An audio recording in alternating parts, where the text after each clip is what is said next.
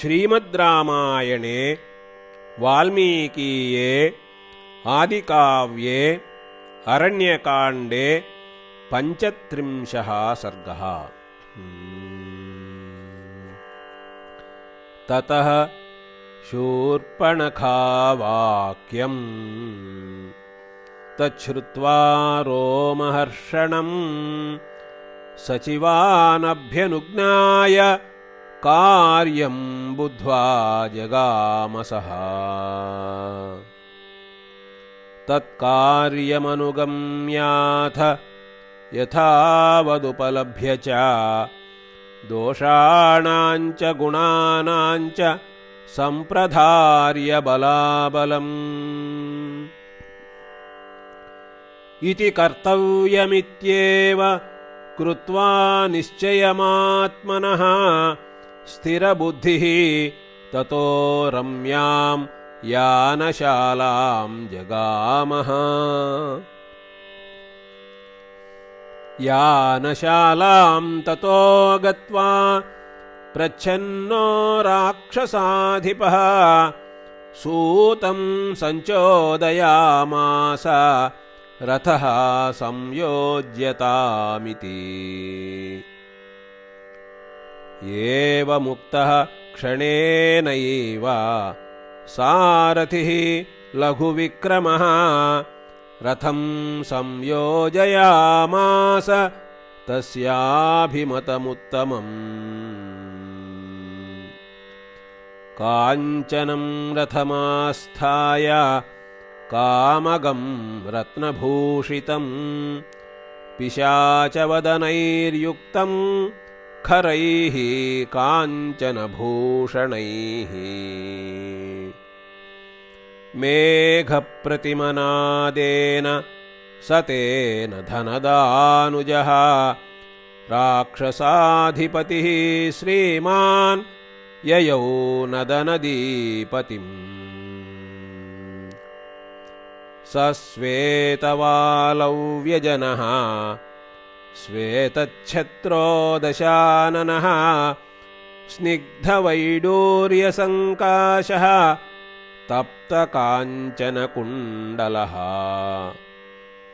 विंशद्भुजो दशग्रीवः दर्शनीयपरिच्छदः त्रिदशारिः मुनीन्द्रघ्नः दशशीर्ष इवाद्रिराट्। कामगं रथमास्थाय शुशुभे राक्षसेश्वरः विद्युन्मण्डलवान् मेघः सबलाक इवाम्बरे। सशैलं सागरानूपं वीर्यवानवलोकयन् नानापुष्पफलैर्वृक्षैः अनुकीर्णं सहस्रशः।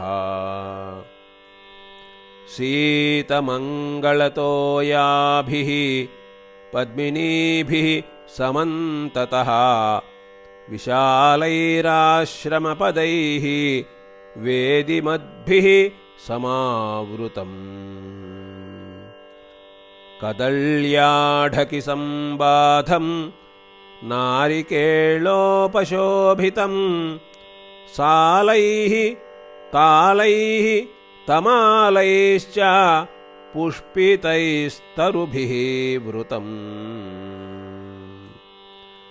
नागैः सुपर्णैर्गन्धर्वैः किन्नरैश्च सहस्रशः अजैः वैखानसैः माशैः वालखिल्यैः मरीचिपैः। अत्यन्तनियताहारैः शोभितं परमर्षिभिः जितकामैश्च सिद्धैश्च चारणैरुपशोभितम्। दिव्याभरणमाल्याभिः दिव्यरूपाभिरावृतं क्रीडारतिविधिघ्नाभिः अप्सरोभिः सहस्रशः। सेवितं देवपत्नीभिः श्रीमतीभिः श्रियावृतं देवदानवसङ्घैश्च चरितं त्वमृतासिभिः हंसक्रौञ्च प्लवाकीर्णं सारसैः सम्प्रणादितं वैडूर्यप्रस्तरं रम्यं स्निग्धं सागरतेजसा पाण्डुराणि विशालानि दिव्यमाल्ययुतानि च तूर्यगीताभिजुष्टानि विमानानि समन्ततः तपसाजितलोकानां कामगान्यभिसम्पतन् गन्धर्वाप्सरसश्चैव ददर्श धनदानुजः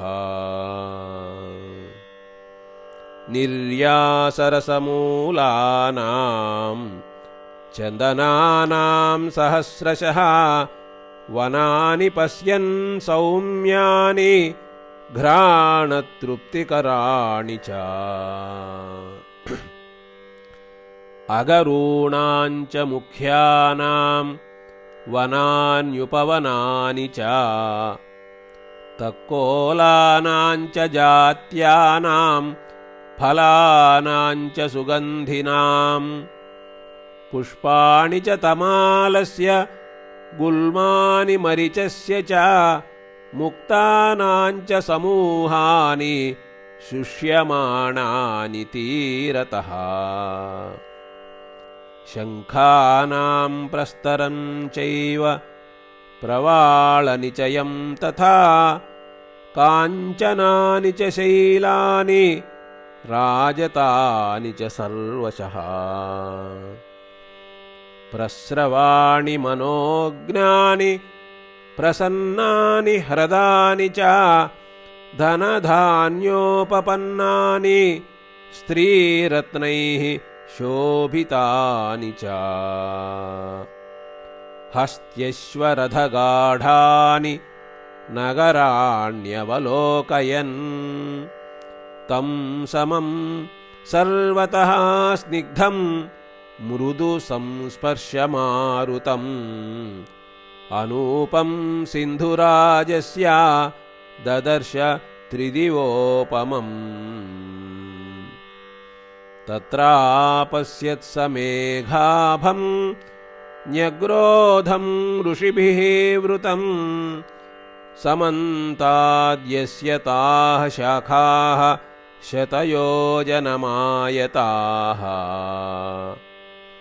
यस्य हस्तिनमादाय महाकायं च कच्छपं भक्षार्थं गरुडः शाखाम् आजगाम महाबलः तस्य तां सहसा शाखां भारेण पतगोत्तमः सुपर्णः पर्णबहुलां बभञ्ज च महाबलः तत्र वैखानसामाशाः वालखिल्यामरीचिपाः अजा बभूवुः धूम्राश्च सङ्गताः परमर्षयः तेषां दयार्थं गरुडः तां शाखां शतयोजनां जगामादाय वेगेन तौ चोभौ गजकच्छपौ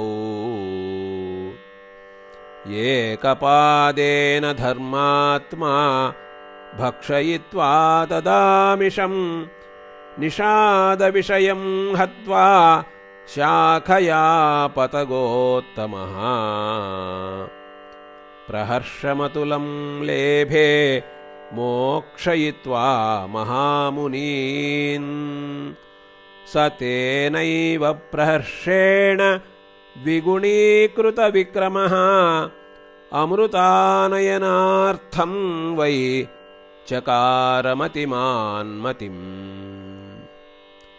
अयोजालानि निर्मथ्या भित्त्वा रत्नमयं गृहं महेन्द्रभवनाद्गुप्तम् आजहारामृतं ततः तं महर्षिगणैर्जुष्टं सुपर्णकृतलक्षणं नाम्ना सुभद्रं न्यग्रोधं ददर्श धनदानुजः तं तु गत्वा परं पारं समुद्रस्य नदीपतेः ददर्शाश्रममेकान्ते रम्ये पुण्ये वनान्तरे तत्र कृष्णाजिनधरं जटावल्कलधारिणं ददर्श नियताहारं मारीचं नाम राक्षसम् स रावणः समागम्य विधिवत्तेन रक्षसा मारीचेनार्चितो राजा सर्वकामैरमानुषैः तं स्वयं पूजयित्वा तु भोजनेनोदकेन च अर्थोपहितया वाचा मारीचो वाक्यमब्रवीत् कच्चित् सुकुशलं राजन् लङ्कायां राक्षसेश्वर केनार्थेन पुनस्त्वं वै तूर्णमेवमिहागतः एवमुक्तो महातेजाः मारीचेन स रावणः तं तु पश्चादिदं वाक्यम् अब्रवीद्वाक्यकोविदः इति आर्षे श्रीमद्रामायणे वाल्मीकीये आदिकाव्ये अरण्यकाण्डे 35 सर्गः।